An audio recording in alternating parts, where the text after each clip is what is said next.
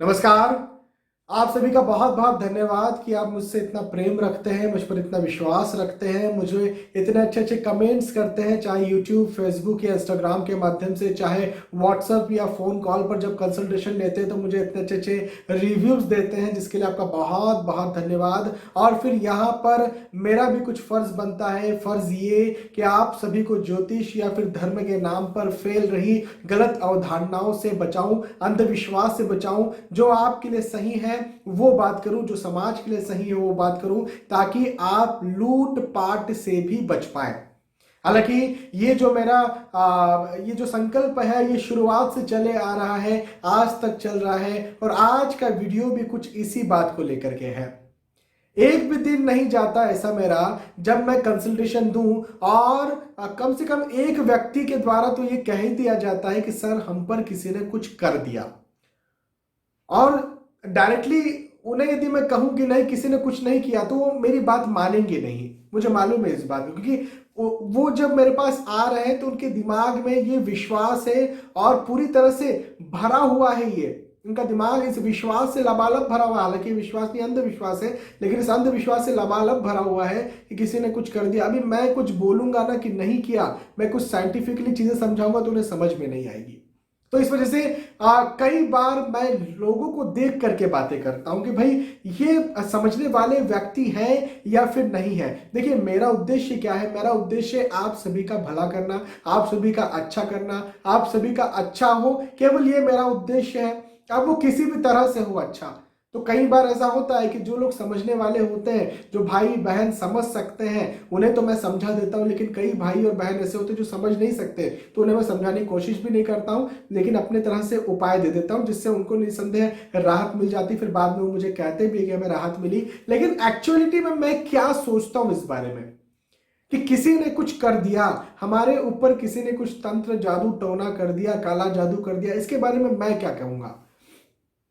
तो देखिए सबसे पहली बात तो ये कि आज के ज़माने में ऐसा कुछ नहीं होता। बहुत स्पष्ट तौर पर कह रहा हूँ, सारी बातों को रिसर्च करने के बाद कह रहा हूँ, और मैं इस फील्ड में हूँ जहाँ पर ऐसी बातें होती हैं, ऐसी चीज़ें होती हैं, वहाँ पर बैठ करके कह रहा हूँ कि आज के ज़माने में ऐसा नहीं होता। इसका मतलब यह है कि पहले ज़माने में ज़रूर होता था, 100 साल 200 साल 400 साल पहले ज़रूर ये चीज़ होती थी। एक्चुअल में ये ज्ञान था, तंत्र विद्या थी, काला जादू टोना था। आज के जमाने में नहीं है। आज कोई किसी पर कुछ नहीं कर सकता, क्योंकि मैं जितने लोगों से मिला हूं, जो लोग खुद को इस विषय में एक्सपर्ट बताते हैं, उन सब से जितनों से मैं मिला हूं, मैंने एक तथ्य पाया है कि उनके पास एक्चुअली कोई भी ऐसी चीज नहीं है कि जो कुछ करके किसी को चेंज कर दे, किसी के बिना ही चाहे उसे हिप्नोटाइज कर दे, किसी का भाग्य चेंज कर दे। तो किसी ने कुछ कर दिया, एक्चुअल में ये ऐसा प्रैक्टिकली होता नहीं है, लेकिन लोगों को तो लगता है कि कुछ कर दिया। लिटरली लोग इस बात को महसूस करते हैं, हाँ महसूस करते हैं। वो कुछ काम करने जाते हैं, उनके काम बिगड़ते जाते हैं, जबकि उनके पास पावर होती है, जबकि उनके पास काबिलियत होती है, उसके बाद भी उनके काम बिगड़ते जाते हैं। धीरे धीरे एक एक करके सारे काम बिगड़ते हैं। तो ऐसे लोग मुझे कह सकते हैं कि सर होता है, ये चीज हमारे ऊपर हो रहा है। लेकिन मैं आपको एक बात यहाँ पर बताता हूँ, ऐसा कौन लोग कहते हैं कि हमारे ऊपर किसी ने कुछ कर दिया। मैं 3 बातें यहाँ पर कहूंगा, केवल वही लोग ऐसी बातें करते हैं। पहले नंबर पर, कुंडली में और खासतौर पर लग्न कुंडली में चंद्र का स्थिति कहीं खराब हो, चंद्र नीच राशि स्थित हो, या अस्त हो, या कहीं खराब हो, खराब बैठे हो, चंद्र का स्थिति कहीं खराब हो, पहली बात। दूसरी बात कि कहीं लग्नेश जो है उसका स्थिति खराब हो, या तो अस्त हो लग्नेश, या नीच राशि हो, या कहीं खराब तीसरे छठवें 8वें या 12वें भाव में जाकर के बैठ गया हो। और तीसरी बात, महादशा कहीं बहुत विपरीत चल रही हो। ये 3 बातें, ये 3 बातों में से कोई ना कोई एक बात या तीनों बातें भी हो सकती है, 2 बातें भी हो सकती हैं। मैं आपको ये चैलेंज करता हूं कि इन तीनों में से यदि कोई व्यक्ति कुछ कह रहा है ना कि हमारे ऊपर किसी ने कुछ कर दिया, आप देख लेना तीनों में से कोई एक बात तो निकल ही जाएगी। या तो उसके चंद्र खराब होंगे, या लग्नेश, या फिर महादशा जिसकी चल रही है वो ग्रह खराब होगा। यदि ये तीनों के तीनों अच्छे हैं, चंद्र का स्थिति बहुत अच्छा है, लग्नेश का स्थिति बहुत अच्छा है, ग्रह महादशा जिसकी चल रही है वो ग्रह बहुत अच्छा है, वो व्यक्ति ऐसा बोलने ही नहीं वाला है कि मेरे ऊपर किसी ने कुछ कर दिया। मैं ये गारंटी के साथ कह सकता हूं।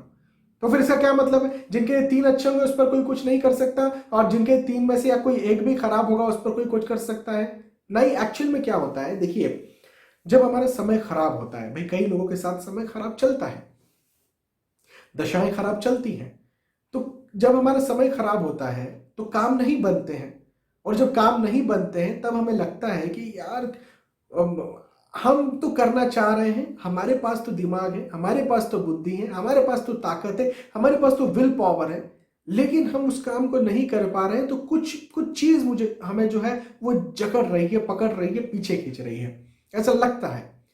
और खास तौर पर मैंने अधिकतर, ये 3 बातें तो मैंने आपको बताई, लेकिन मैं कहूंगा 70 to 80% मैंने ये देखा है कि चंद्र यदि कहीं खराब होंगे, नीच राशि होंगे, खराब भाव में जाके बैठेंगे, 6वें 8वें 12वें भाव में जाके बैठेंगे, या कहीं अस्त होंगे, चंद्र यदि कहीं खराब होंगे, तो उन लोगों को ज्यादा ऐसा लगता है।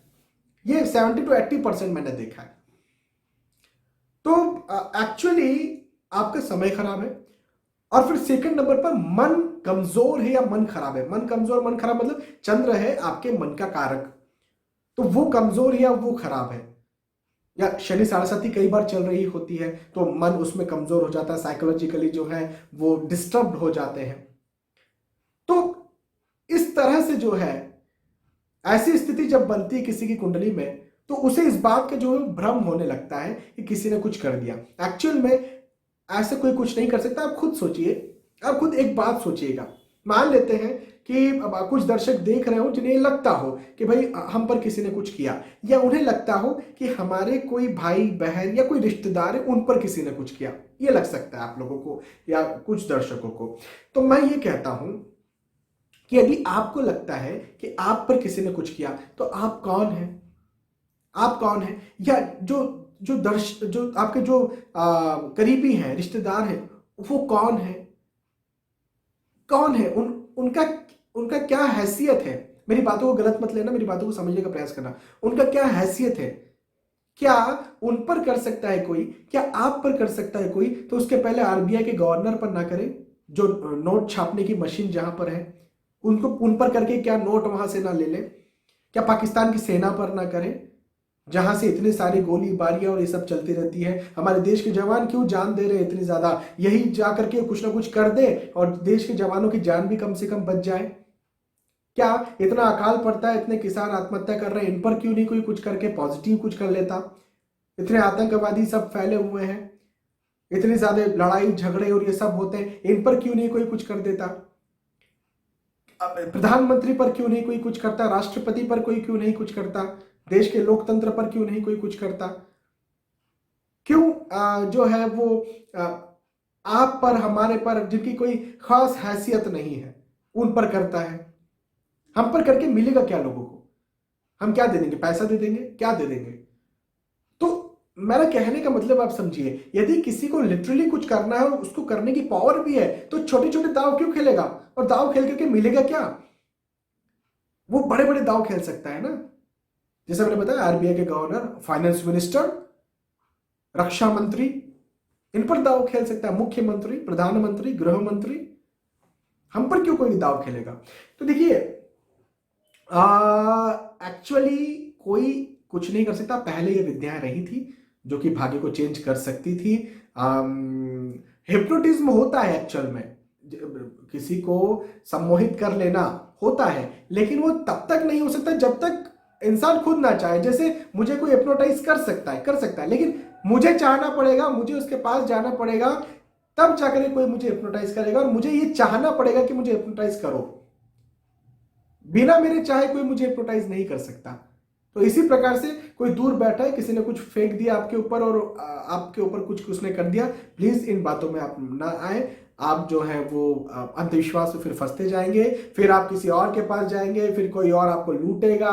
11,000 दे दो, 20,000 दे दो, 25,000, 1,00,000 रुपया दे दो, और फिर आप फंसते जाएंगे इस दलदल में। तो प्लीज इन बातों से निकलने का प्रयास करिए, और इन बातों का आज के ज़माने में कोई भी अस्तित्व नहीं है। बहुत बहुत धन्यवाद आपका। आप में से कई ऐसे दर्शक होंगे जो मेरी इन बातों को समझेंगे, और मुझे विश्वास भी है कि आप लोग समझेंगे। बहुत बहुत धन्यवाद आपका। आने वाले वीडियोस में, आने वाले एपिसोड से फिर मिलेंगे। तब तक के लिए आज के इस वीडियो में सुविधा चाहता हूँ। नमस्कार।